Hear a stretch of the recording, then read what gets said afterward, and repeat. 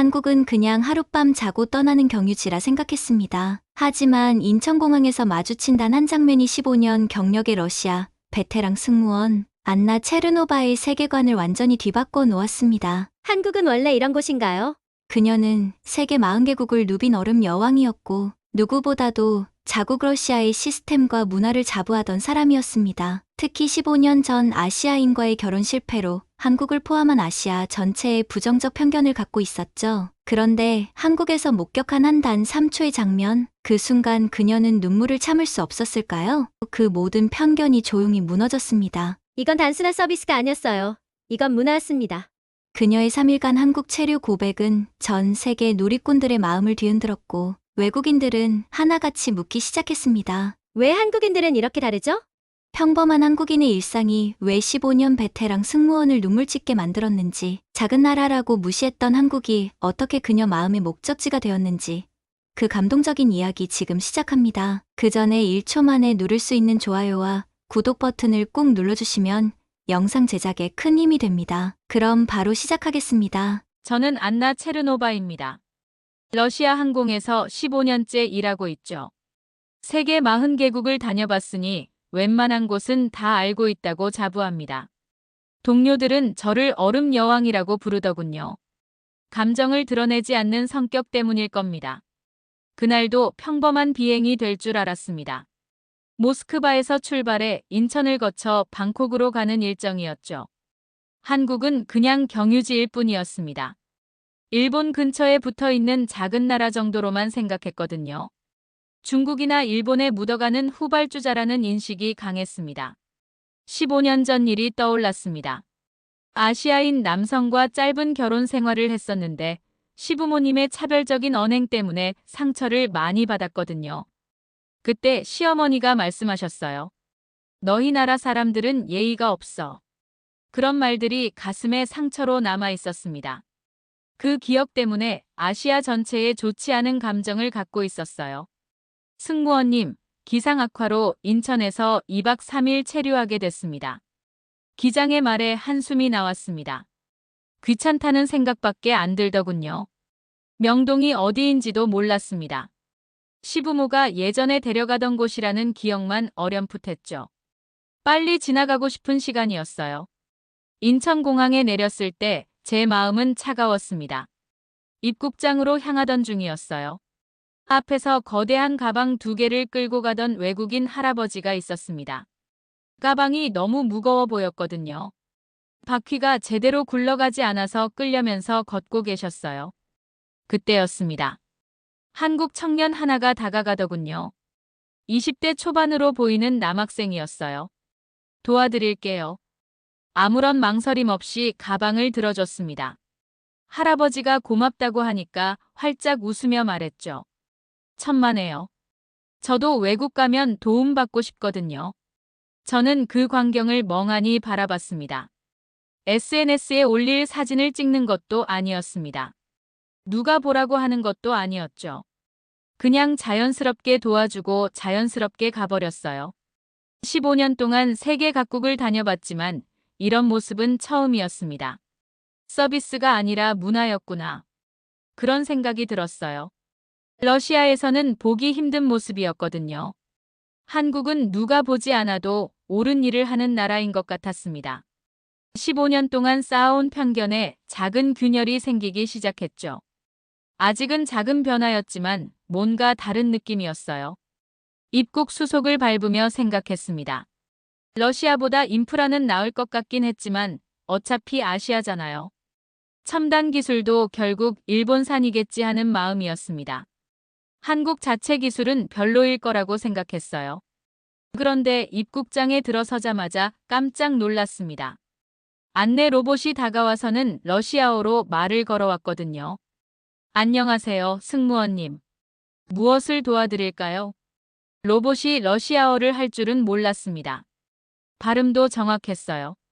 주변을 둘러보니 자동 수화물 분류기가 척척 움직이고 있었죠. 각각의 가방에 센서가 붙어 있어서 자동으로 분류되더군요. 공기청정 시스템도 자동으로 작동했습니다. 천장에서는 다국어 음성 안내가 나왔어요. 출입국 창구에 도착했을 때 또 한 번 놀랐습니다. 체르노바 씨, 환영합니다. 직원이 제 이름을 러시아어로 정확히 발음했거든요. 어떻게 알았냐고 물어봤죠. VIP 승무원 정보가 시스템에 미리 입력돼 있어서요. 편안한 체류 되시기 바랍니다. 정말 놀랍네요. 이런 시스템은 처음 봅니다.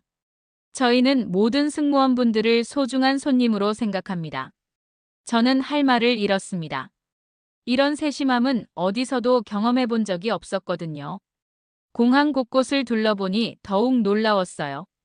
이건 사람이 만든 미래를 보는 것 같았습니다. 일본 공항보다 조용했습니다. 중국 공항보다 깨끗했죠. 무엇보다 모든 시설이 사람을 배려해서 만들어진 느낌이었어요.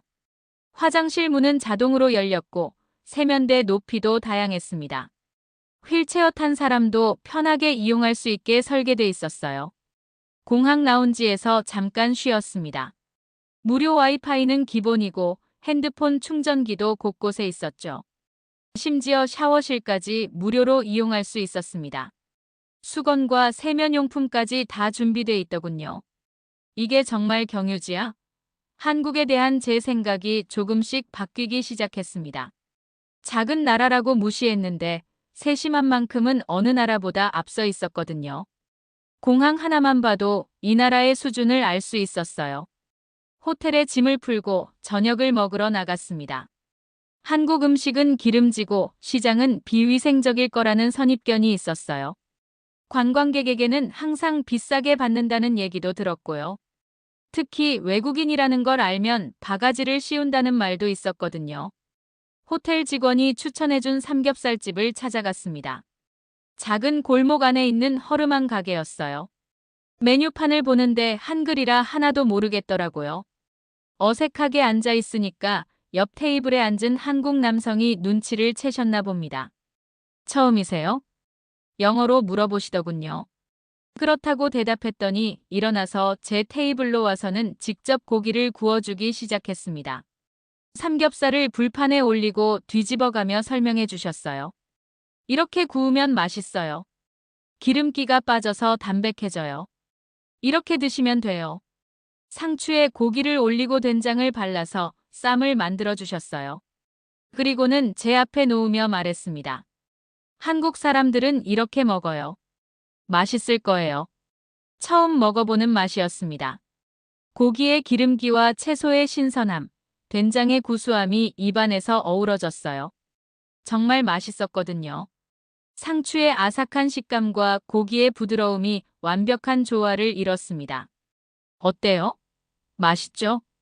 환하게 웃으며 물어보시는 모습에 마음이 따뜻해졌습니다.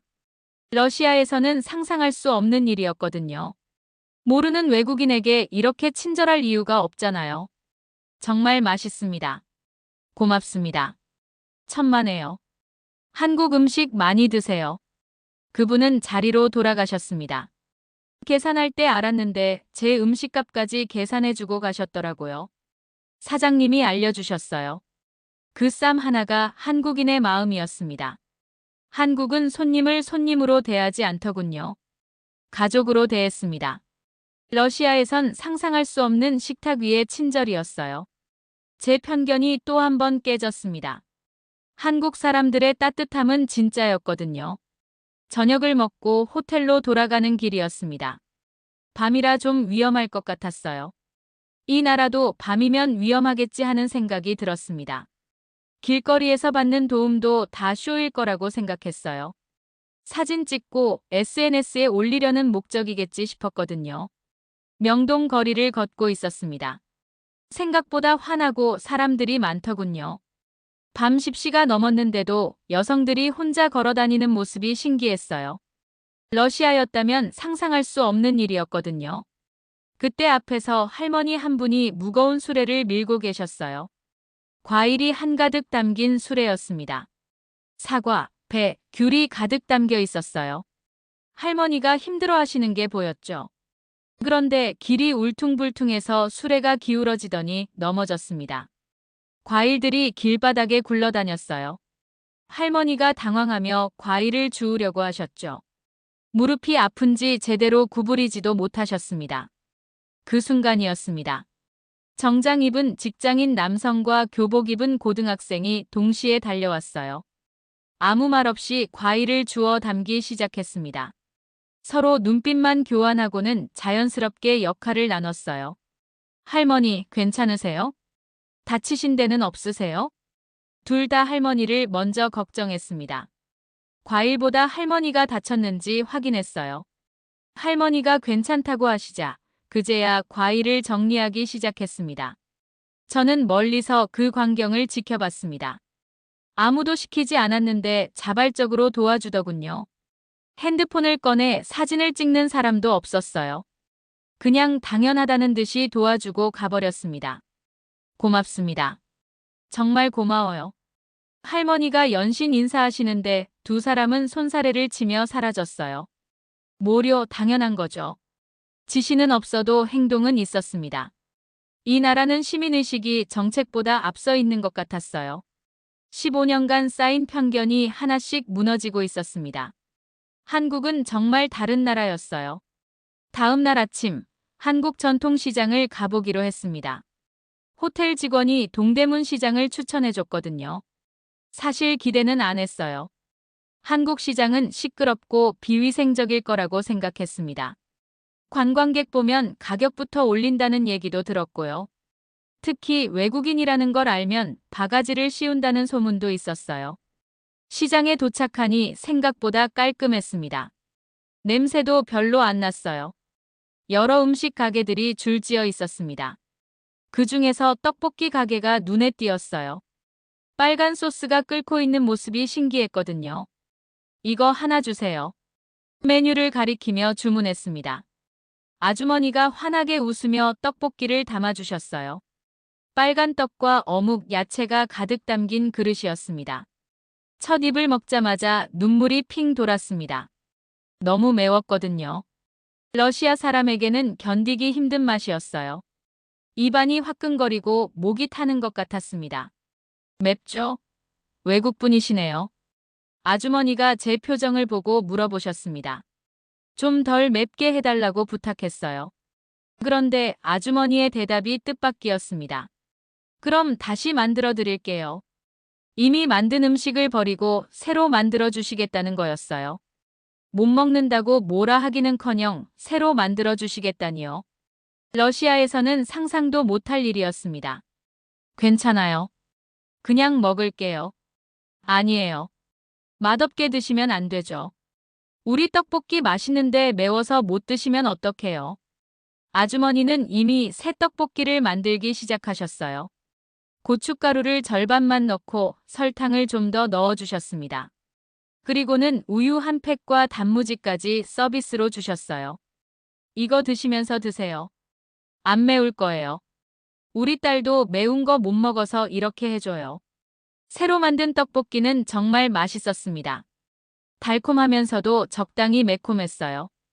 우유와 함께 먹으니 더욱 부드러웠고요. 떡의 쫄깃한 식감과 달콤한 소스가 완벽했습니다. 어때요?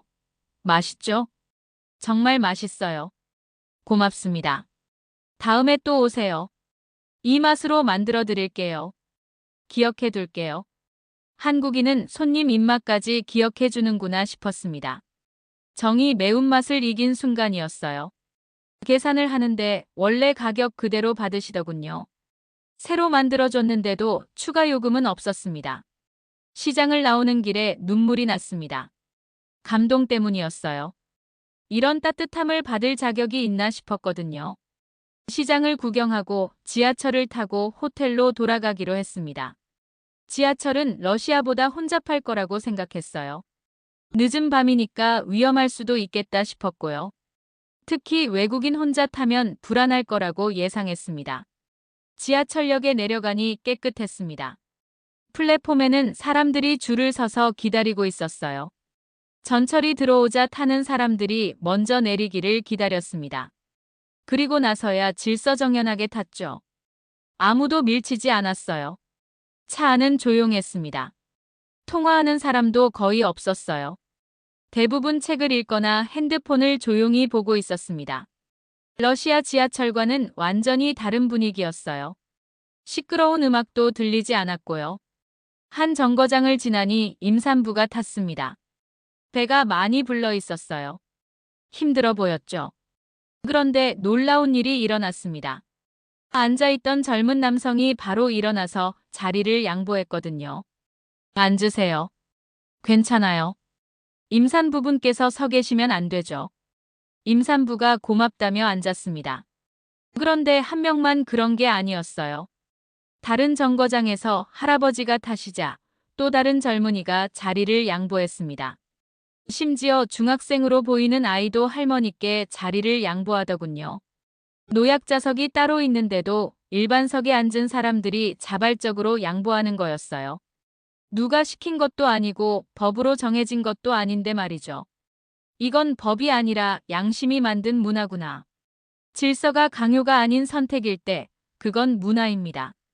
이 나라는 조용한 배려로 움직이고 있었어요. 지하철을 타면서 한국에 대한 제 생각이 완전히 바뀌었습니다. 시끄럽고 무질서할 거라고 생각했는데 오히려 러시아보다 질서정연했거든요. 사람들의 시민의식 수준이 정말 높았어요. 서로를 배려하는 마음이 자연스럽게 몸에 배어 있는 것 같았습니다. 마지막 날 오전, 다시 시장에 갔습니다. 어제 떡볶이 아주머니께 인사드리려고요. 아주머니는 제가 오자 반갑게 맞아주셨어요. 어제 그 러시아 분이죠? 또 오셨네요. 네, 인사드리러 왔어요. 아주머니와 이야기를 나누는데 옆에서 연세 많은 할머니가 끼어들었습니다. 70대 정도로 보이셨어요. 외국 분이세요? 어느 나라에서 오셨어요? 러시아에서 왔습니다. 아이고, 러시아요? 저희 며느리도 외국 사람이에요. 할머니는 자연스럽게 옆에 앉으며 이야기를 시작하셨어요. 베트남에서 온 며느리를 위해 영어 공부를 시작하셨다고 하더군요. 70세 넘어서 학원도 다니신다고요. 처음엔 소통이 안 돼서 힘들었어요. 그런데 제가 노력해야죠. 우리나라로 시집 온 건데. 과거 제 시부모와는 정반대였습니다.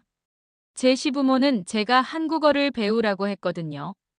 아들을 뺏겨갔다는 식으로 대했고요.